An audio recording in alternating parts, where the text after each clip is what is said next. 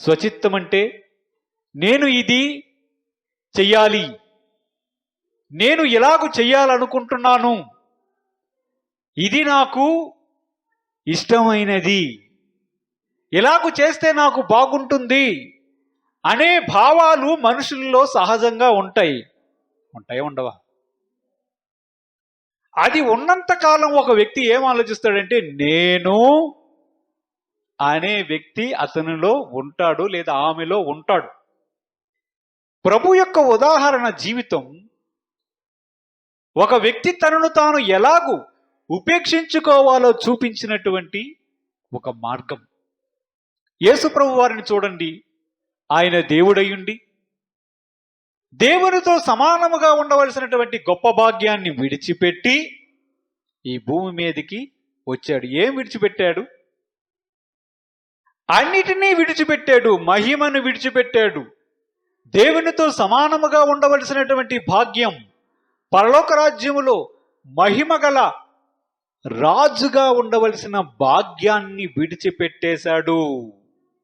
విడిచిపెట్టి రిక్తునిగా అంటే ఏమీ లేనివాడిగా, ఒక పేదవానిగా అన్నిటినీ విడిచిపెట్టి వచ్చాడు. అది విడిచిపెట్టడం అంటే. కిందకు వచ్చి ఏం చేశాడు? నేను తండ్రి పని మీద ఉండవలసిన వ్యక్తిని, అయినా నా ఇష్టం కాదు, ఏదైతే దేవుడు చెయ్యమని చెప్తున్నాడో కుమారుడిగా నేను అది చేయడానికే ఇక్కడికి వచ్చాను అంటున్నాడు. అంటే ఏంటి అంటే, ఒక వ్యక్తి భూమి మీద జీవించినప్పుడు తను నేను అనే భావాన్ని విడిచిపెట్టగలగాలి. నా ఇష్టము కాదు, దేవుని చిత్తం నా పట్ల జరగాలి. ప్రతి విషయంలో దేవుని చిత్తాన్ని వెతికిన వాడు ఎలాగుంటాడంటే ఆ వ్యక్తిలో నేను అనేవాడు కనిపించడు. ప్రతి విషయంలో దేవుడు ఇలాగు చేయమంటున్నాడు, దేవుని యొక్క ఉద్దేశం ఇది అని గమనించిన వాడు తను పూర్తిగా ఉపేక్షించుకున్న వాడితో సమానం. తన్ను తాను ద్వేషించుకున్న వానితో లెక్క. అంటే ఏం చెయ్యాలి? ఒక వ్యక్తి తన్ను తాను ద్వేషించుకోవాలి, తన్ను తాను ఉపేక్షించుకోవాలి అంటే నేనిక బ్రతికి లేను, నేనెప్పుడో చనిపోయాను. అపొస్తలుడైన పౌలు గారు చెప్పినట్లు నేనెప్పుడో యేసు ప్రభు వారితో సిలువ మీద మరణించాను. నా పాపములు, నా రుణములు ఆ సిలువునకు మేకులతో కొట్టి వేయబడి ఉన్నాయి. ఇక నేను లేను కదా. అసలు బాప్తిస్మం యొక్క అర్థం ఏమిటి? బాప్తిస్మం యొక్క అర్థం ఏంటి? చనిపోయి తిరిగి లేచామని అర్థం. ముంచుతున్నప్పుడు మీరు పాత మనిషి చనిపోయారు, తిరిగి లేపబడుతున్నప్పుడు మీరు నూతన సృష్టిగా పైకి లేపబడుతున్నారు. అదే భావాన్ని అపోస్తలుడైన పౌలు గారు చెప్తున్నారు. నేను ఎప్పుడో చనిపోయాను క్రీస్తుతో పాటు, నేను ఇంకా బ్రతకడం లేదు, నేనింకా జీవించలేను, క్రీస్తు యేసే నాలో జీవిస్తున్నాడు అంటున్నాడు. అందుకే యేసు ప్రభు వారు చెప్తున్నారు, అనేక మంది ప్రజలతో చెప్తున్నాడు, ఎవరైనా నన్ను వెంబడించాలంటే వీరు కొన్ని చేయాలి. ఆ కొన్ని చేయడంలో ఏంటంటే, ముందు నిన్ను నీవు ద్వేషించుకోవాలి. ద్వేషించుకోవడం అంటే హాని చేసుకోవడం కాదు, హాని చేసుకోవడం కాదు, మనల్ని మనం గాయపరుచుకోవడం కాదు. ఇక బ్రతుకు కాలం క్రీస్తు కొరకే జీవిస్తున్నాను అనే ఒక తీర్మానంతో పూర్తిగా యేసు ప్రభు వారి యొక్క చిత్తము నా జీవితంలో నెరవేరాలి అని పూర్తిగా ఆయనకి సరెండర్ అవ్వడం. అలాగూ చేయగలిగితే మీరు యేసు ప్రభు వారిని వెంబడించడానికి మొదటి అర్హతను సంపాదించినట్లే.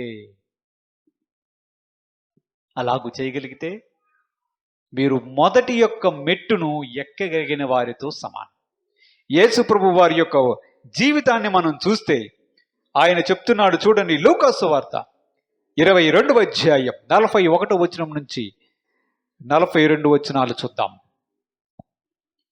వారి యొద్ద నుండి రాతివేత దూరము వెళ్ళి మోకాళ్ళుని తండ్రి ఈ తండ్రి, గిన్నె నా యొద్ద నుండి తొలగించుటకు నా యొద్ద నుండి తొలగించుటకు నీ చిత్తమైతే తొలగించుము. నీ చిత్తమైతే తొలగించుము. అయినను నా ఇష్టము కాదు, అయినను నా ఇష్టము కాదు, నీ చిత్తమే సిద్ధించును గాక అని నీ ప్రార్థించెను. చిత్తమే సిద్ధించునుగాక అని ప్రార్థన చేశాడు. ఎక్కడ చేశాడు? గెత్సెమనే తోటలో. యేసు ప్రభు వారు చేసినటువంటి ప్రార్థన ఇది. ఆయన సిలువ మీద మరణించడానికి సిద్ధమవుతున్నటువంటి సమయం ఇది. ఆయన ప్రార్థన చేస్తున్నాడు గెత్సెమనే తోటలో. తండ్రి, సాధ్యమైతే ఈ గిన్నెను నా యొద్ద నుంచి తొలగించు. ఈ గిన్నె ఏమిటి? ఈ గిన్నె ఆయన పొందబోవుచున్నటువంటి శ్రమ. ఆయన ప్రార్థన చేస్తున్నాడు, తండ్రి, ఈ శ్రమ నేను అనుభవించాలి. నేను ఆ చిత్తము నెరవేర్చడానికే వచ్చాను. కానీ ఈ సమయంలో నేను దాన్ని భరించలేనంత వేదనతో ఉన్నాను. నేను నా ప్రాణాన్ని పెట్టవలసినటువంటి సమయం ఆసన్నమైందని నేను ఎరుగుదును అని ప్రార్థన చేస్తునేటప్పుడు ఆయన ముఖము నుండి చెమట రక్తపు బిందువులే కారాయి. అంటే ఆయన ఎంత ఒత్తిడికి లోనయ్యాడో, ఎంత వేదనతో ప్రార్థన చేశాడో చూడండి. కానీ ఆయన అంటున్నాడు ఆ ప్రార్థన చేసి, ఆయన నా ఇష్టం కాదు ప్రభువా, నీ చిత్తమే కాని, నీ చిత్తము ఎలాగూ ఉన్నట్లయితే అలాగే జరగనిమ్ము అని ప్రార్థన చేశాడు. యేసు ప్రభు వారు మనకి ఉదాహరణ చూపిస్తున్నాడు. ఆయన భూమి మీద జీవించిన కాలము కూడా ఒక ఉదాహరణ చూపించాడు. నేను నా తండ్రి చిత్తము నెరవేర్చడానికే వచ్చాను. గెత్సెమనే తోటలో చెప్తున్నాడు, నా చిత్తము కాదు నీ చిత్తమే జరిగించు ప్రభువా అనే మాటను కూడా ఆయన చెప్పాడు. అపొస్తలుడైన పౌలు గారు అయితే చెప్తున్నారు, నేను ఇంకా చనిపోయాను, ఎప్పుడు నేను ఇంకా బ్రతికి ఉండలేదు, నేను పూర్తిగా యేసు ప్రభు వారికి సరెండర్ అయిపోయాను, నేను పూర్తిగా ఇంకా బ్రతికి ఉండలేదు. ఇక మీదట బ్రతికి ఉన్నది ఏమైనా ఉన్నదంటే నాలో నేను లేను, నేను అనేవాడిని లేను, నాలో క్రీస్తు యేసు జీవిస్తున్నాడు అనే మాటను చెప్తున్నాడు. యేసు ప్రభు వారు సువార్త చెప్తున్నటువంటి ఆ దినాల్లో చెప్పిన మాటకి అర్థం ఇదే వస్తుంది.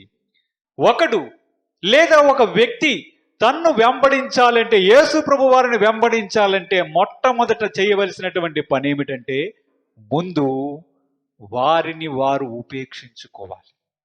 యేసు ప్రభు వారు సువార్త చెప్తున్నటువంటి దినాల్లో అనేక మంది బహుజన సమూహములు ఆయన చేసినటువంటి అద్భుత కార్యాలు, సూచక్రియలు, ఆయన చేసినటువంటి స్వస్థతలు, ఆయన పంచుతున్నటువంటి రొట్టెలు, ఆయన చేసినటువంటి బోధన చూసి ఆశ్చర్యపడి ఆయనను వెంబడించడం ప్రారంభించారు. ఆయనకి చాలా మంది శిష్యులుగా ఏర్పడ్డారు. చాలా మంది శిష్యులతో మాట్లాడుతునేటప్పుడు ఆయన కొన్ని మాటలు మాట్లాడేటప్పుడు వారు చెప్పినటువంటి మాట ఏమిటో తెలుసా? ఇది బహు కఠినమైన మాట. ఆయన చెప్పిన మాటలు వాళ్ళకి ఎలా కనిపించాయి అంటే, ఇది చాలా కఠినమైన మాట, దీన్ని ఎవడు పాటించగలడని చెప్పి ఆ రోజు నుంచి యేసు ప్రభు వారిని వెంబడించకుండా వెనుగు తిరిగినటువంటి శిష్యులు అనేవాడు చాలా మంది ఉన్నారు. యేసు ప్రభువుని వెంబడించడం అంటే సులభమా కష్టమా చెప్పండి? యేసు ప్రభు వారిని వెంబడించడం అంటే సులభమా కష్టమా? సులభమా కష్టమా? ఆయన ఇంకా చెప్తాడు, నేనేం అడుగుతున్నాను నిన్ను, నీవు నన్ను ప్రేమించు, నన్ను ప్రేమించు, నీతో పాటు నేను ఉంటాను, ఇంతే కదా నీ తండ్రి అయిన దేవుడు నిన్ను అడుగుతున్నాడు అని సింపుల్గా చెప్తున్నాడు కదా. కానీ ఆయన చెప్తున్నాడు, ఎవరైనా నన్ను వెంబడించాలంటే మొదట నిన్ను నీవు తృణీకరించుకోవాలి. చేస్తామా? చేయగలమా? స్వజిత్తాన్ని పక్కన పెట్టాలి. యేసు ప్రభు వారి యొక్క అధికారానికి లోబడాలి. ఎప్పుడైనా ఇలాంటి ప్రార్థన చేశారా? హల్లెలూయా చెప్పండి. ఎప్పుడైనా ఇలాంటి ప్రార్థన చేశారా? ప్రభువా, నా జీవితంలో నీ చిత్తమే నెరవేరాలి అని పూర్తిగా ఎప్పుడైనా ప్రార్థన చేశారా? ప్రభువా, నా మీద నీవే సర్వాధికారి అయ్యుండు, నన్ను నడిపించని ఎప్పుడైనా ప్రార్థన చేశారా? అలాగూ ప్రార్థన చేస్తే యేసు ప్రభు వారిని వెంబడించడంలో మీరు సఫలత సాధిస్తున్నట్లు.